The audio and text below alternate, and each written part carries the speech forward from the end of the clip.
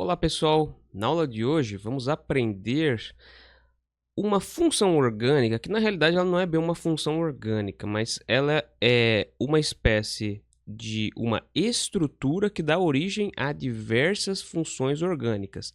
No caso, nós vamos falar da carbonila, tudo bem?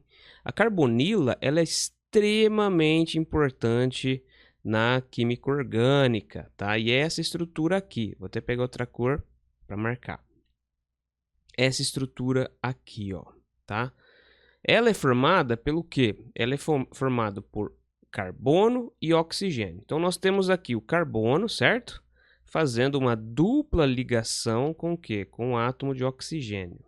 Tudo bem? E o mais interessante aqui é o seguinte, é que a gente sabe que o carbono, o que acontece com ele? Ele deve fazer o quê? Ele deve fazer 4 ligações. Então, essa estrutura, o que acontece? Quando nós olhamos para ela, nós temos que entender o seguinte. Então, tem o carbono e o oxigênio, certo?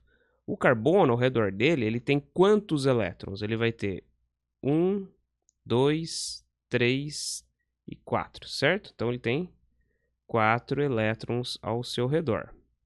Ok?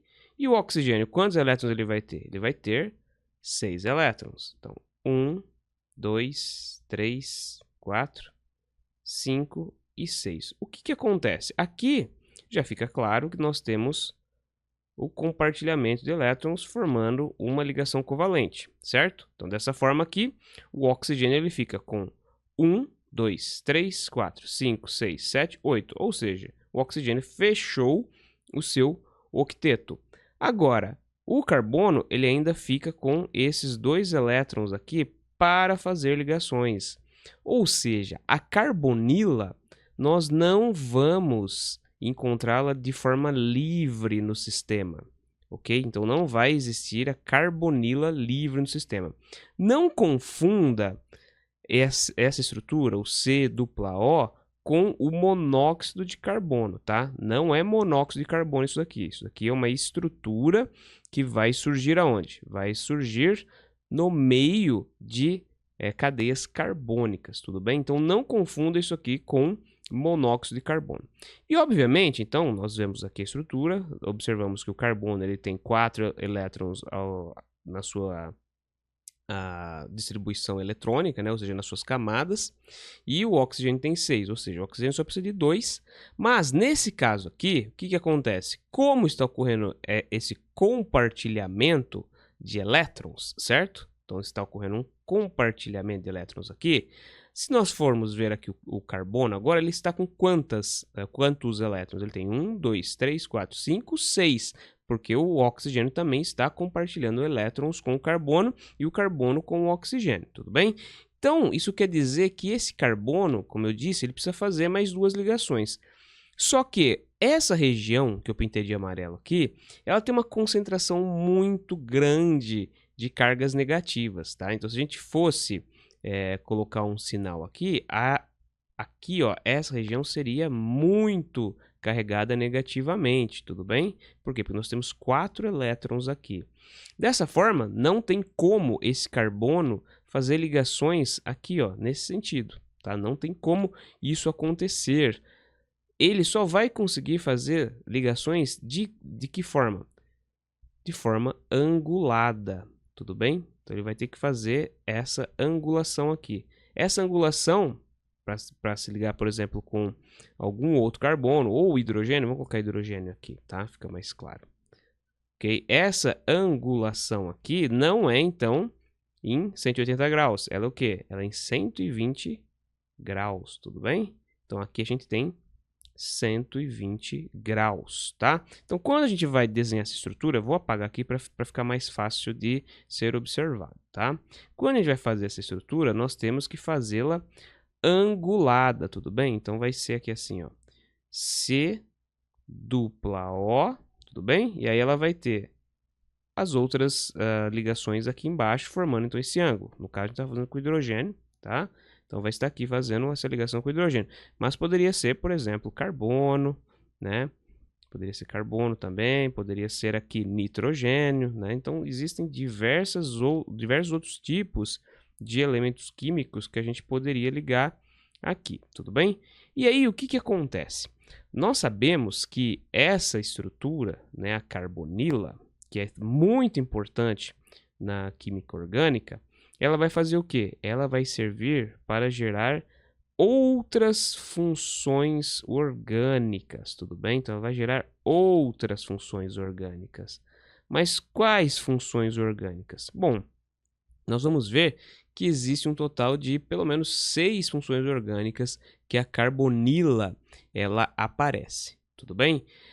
E aqui eu numerei elas, tá? Então a gente vai ver elas aqui, o nome delas, tal, aí a estrutura. Só que, o que que vai acontecer? A gente vai ter um vídeo para cada uma dessas funções orgânicas, tudo bem? Então, não se preocupem se ficar um pouco superficial aqui, mas você vai ver aqui, seguindo as aulas do canal, que existe, vai ter, né, uma aula para cada uma dessas funções orgânicas.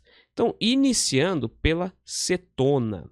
Cetona é o mesmo material que se utiliza para, por exemplo, retirar esmalte das unhas. A gente utiliza a acetona para isso, né? Mas, no caso, uma função orgânica chamada cetona. Como que é essa função orgânica? Bom, primeira coisa, nós sabemos que tem que ter carbonila, certo? Então, tem que ter essa estrutura C-O.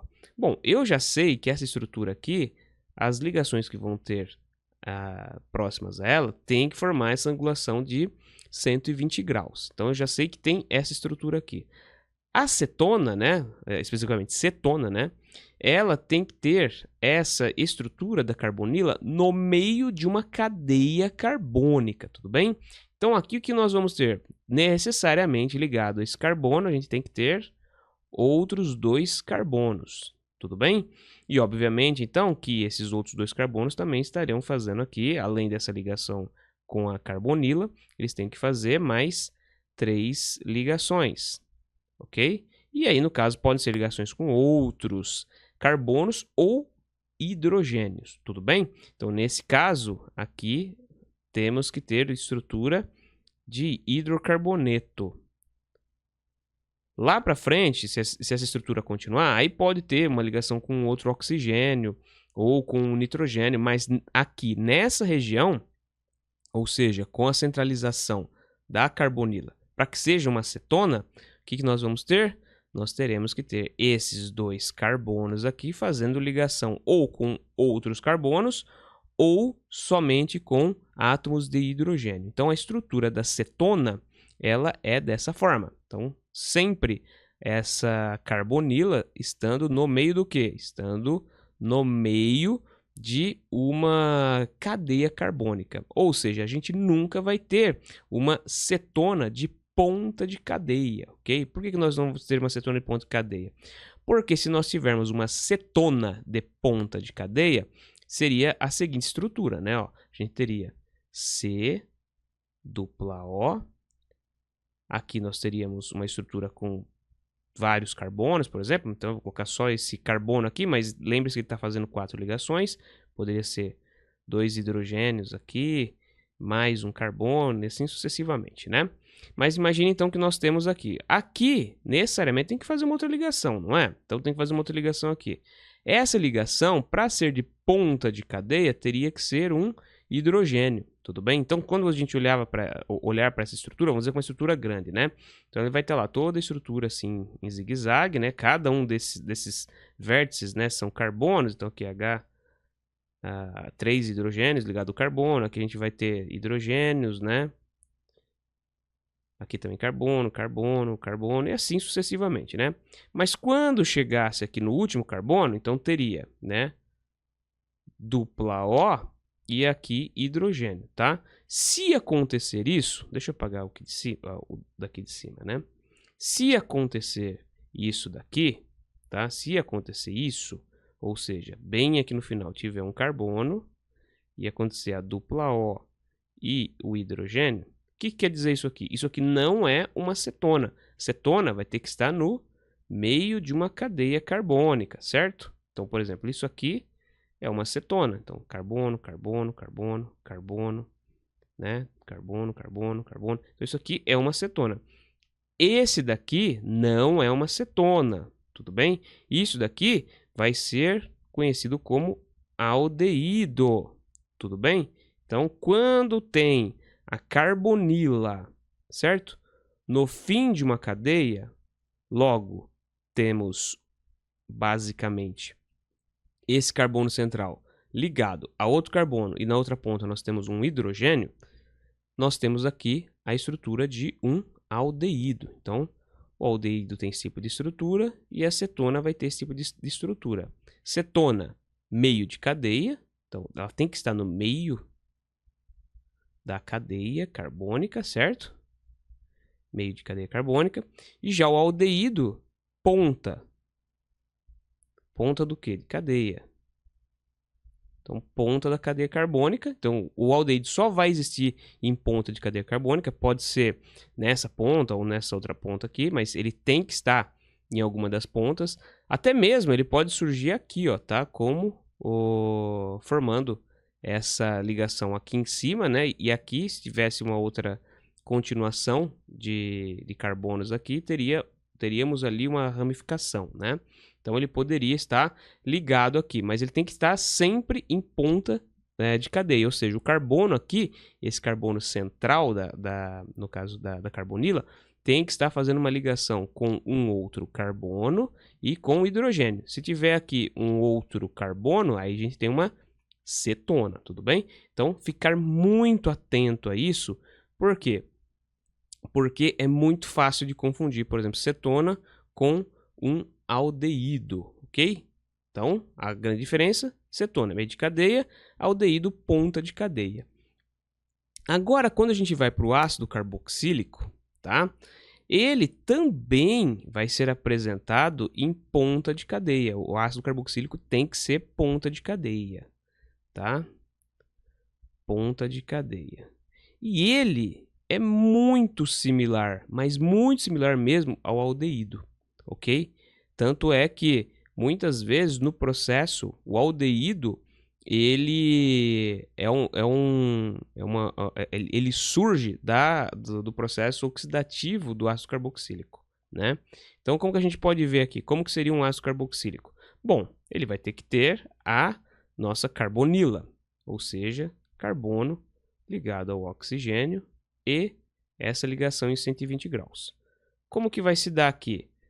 Pode ter, então, uma estrutura grande com carbonos aqui, como o aldeído, certo? Então, tem que ter a carbonila, certo?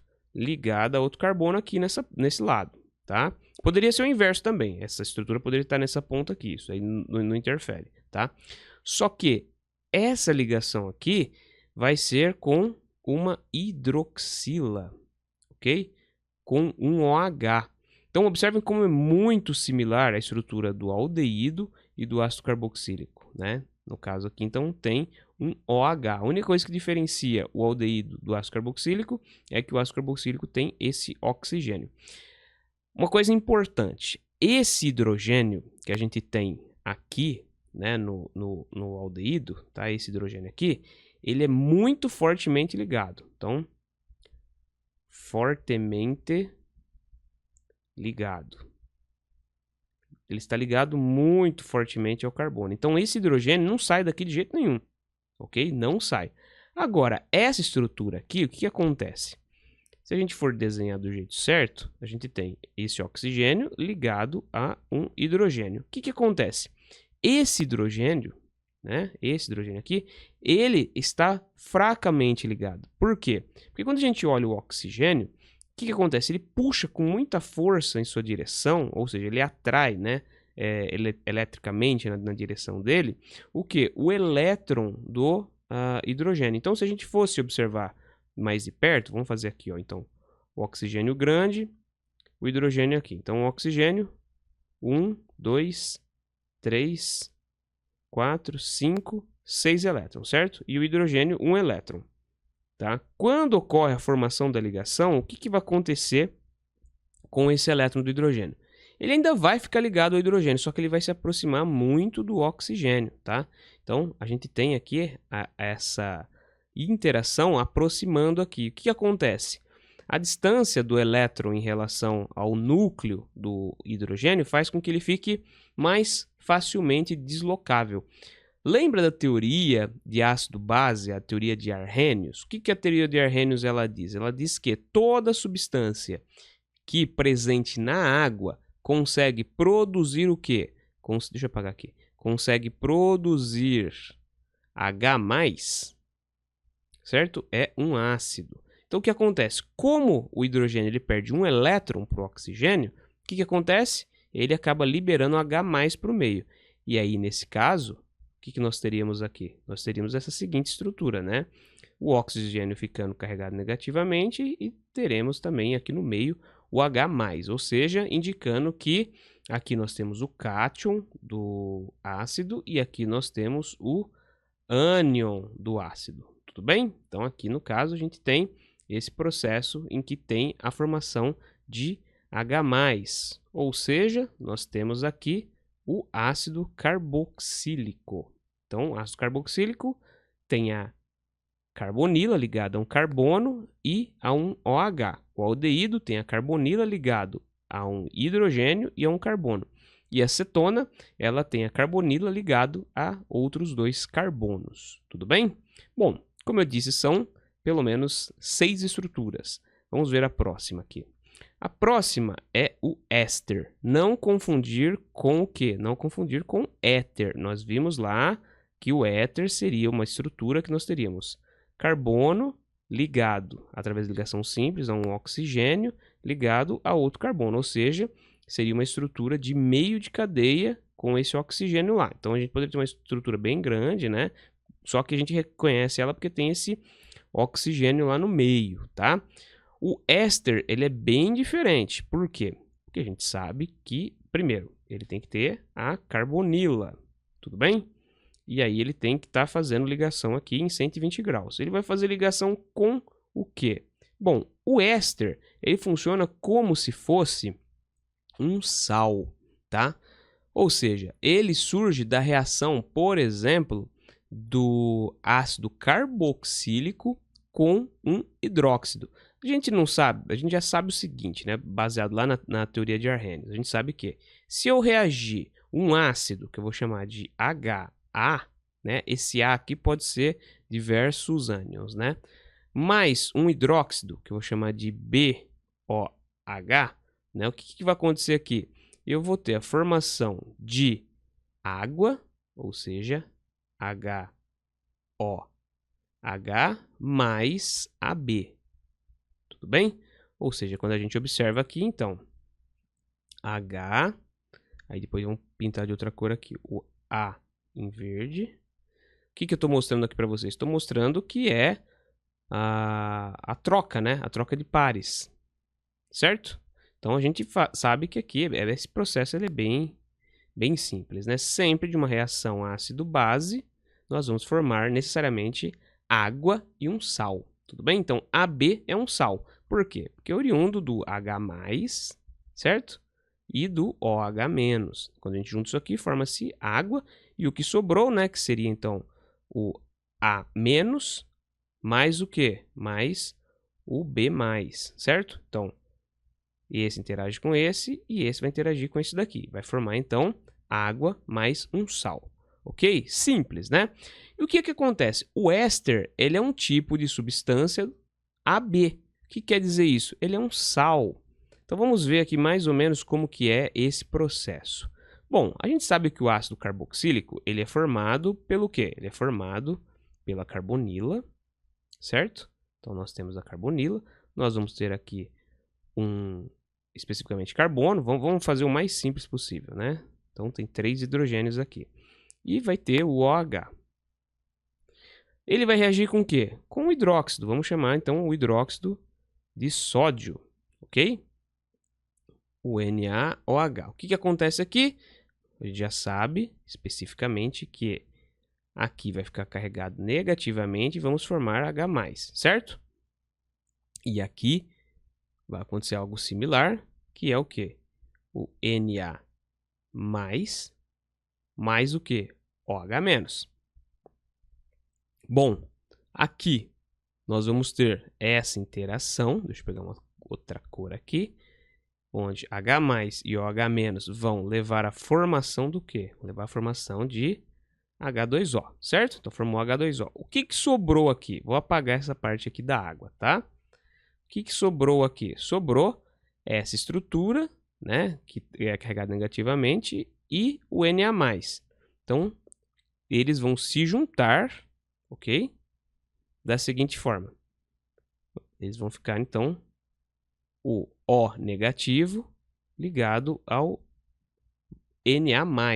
Tudo bem? Então, nós temos aqui, basicamente, a estrutura de um sal, tá? Por quê? Porque isso aqui é o ânion de um ácido orgânico, mais o cátion de um hidróxido. Então, quando a gente fala do éster, ele tende a ter essa estrutura aqui. Logo, ele vai ser o que? Ele sempre será o resultado de uma reação ácido-base. Só que o que acontece? Algumas substâncias orgânicas, elas podem ser um pouco menos ácidas, né, do que outras. Se ela é um pouco menos ácida, ela pode se comportar como uma base, ou seja, como se fosse um hidróxido, tá? E aí, nesse caso, então, a gente caracteriza um éster, então, a gente pode caracterizar ele dessa forma anterior, certo?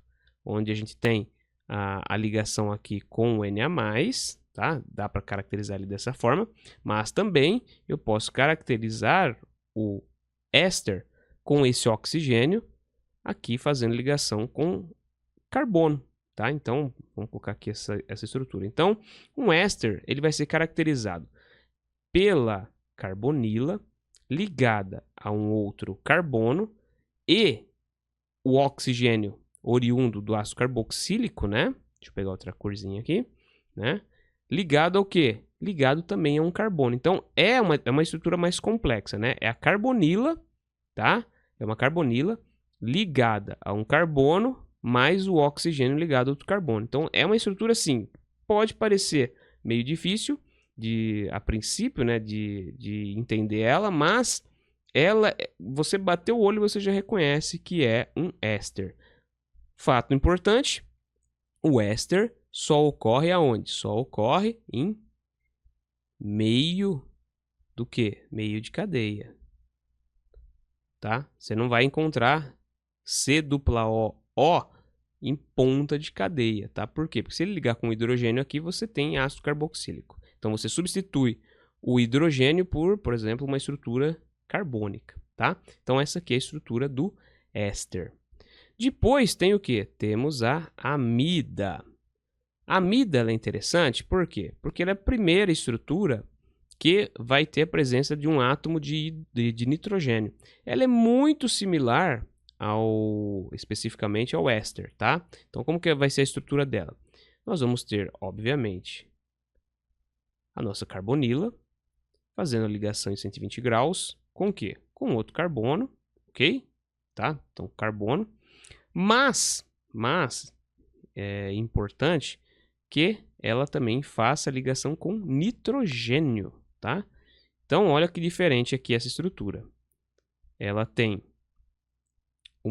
a estrutura da carbonila normal, fazendo ligação com outro carbono, mas ela se liga a nitrogênio. O nitrogênio ele precisa fazer 3 ligações, tá? Então, vamos dizer que aqui ele tem hidrogênios. Então, nós temos essa estrutura do nitrogênio ligado a uma carbonila, ok?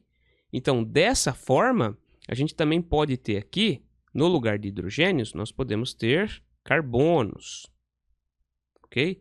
E pode ser estruturas longas, tá? Pode ser estruturas bem longas aqui, como aqui também. Então, é mais uma estrutura do que? De meio de cadeia.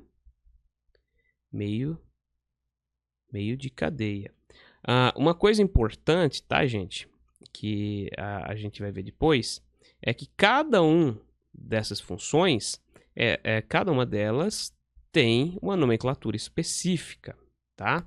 Então, depois a gente vai ver, quando estiver estudando todas elas em particular, todas elas têm um nome específico.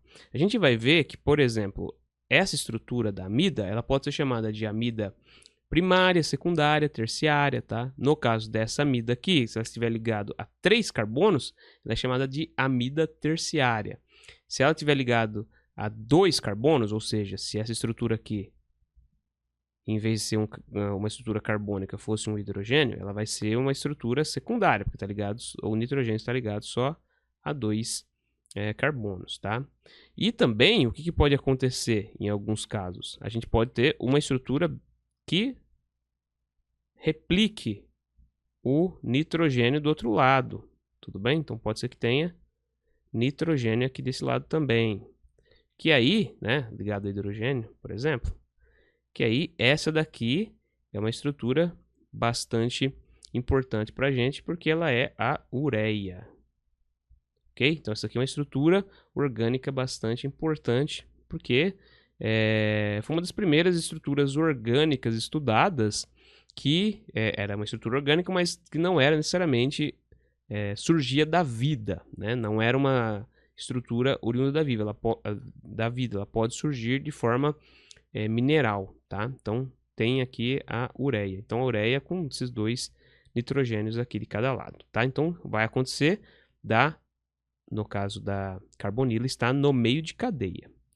Bom, e por fim, né, nós vamos ter a estrutura de anidrido. A estrutura de anidrido, ela é a mais diferente. Por quê?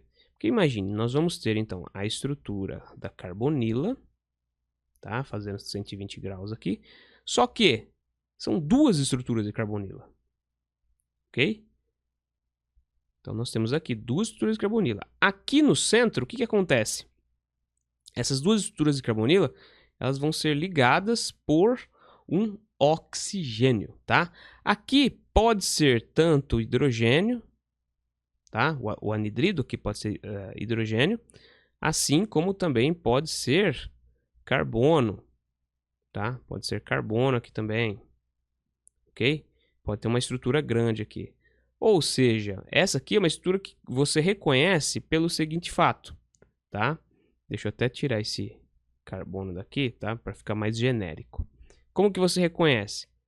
Reconhece que são 2 carbonilas ligadas ao quê? Ligadas a um oxigênio central, tá? Então o anidrido, tá? Ele tem esse formato aqui diferente, tá? E aí aqui pode acontecer de estar em ponta de cadeia, pode estar no meio de cadeia também, né? Porque a gente pode ter uma continuação aqui de carbonos e aqui ter hidrogênio. Então a forma como a gente reconhece um anidrido é baseado unicamente nesse fato. 2 estruturas no caso aqui, C-O, e ambas sendo ligadas por oxigênio. Tudo bem? Então, essas daqui são as estruturas que compõem basicamente os derivados do quê? Os derivados da carbonila. Então, nós vamos ter cetona, aldeído, ácido carboxílico, éster, amida e, no caso aqui especificamente, deixa eu pegar uma outra cor aqui, a gente vai ter o anidrido também, ok? Então, são esses daqui as principais estruturas que surgem da carbonila. E, obviamente, é uma estrutura que nós percebemos que ela é muito importante, tá? É uma estrutura muito, muito importante porque gera diversas funções. Cada uma dessas funções nós vamos ter uma aula específica. Tudo bem? Então, pessoal, essa é a aula de introdução às funções derivadas da carbonila. Eu espero que você tenha aprendido algo novo hoje. Se for possível, curta o vídeo, se inscreva no canal, clique no sininho para você sempre receber novas notificações de aulas como essa. Dê uma olhada lá no meu outro canal, né, o Ciência Química, onde eu falo mais sobre curiosidades científicas, onde eu falo mais especificamente sobre aspectos dos elementos químicos, das partículas, tá? É bem legal lá e pode trazer mais informações para vocês em relação a diversas substâncias químicas, tudo bem? Muito obrigado pela companhia de vocês e até a nossa próxima aula de Química.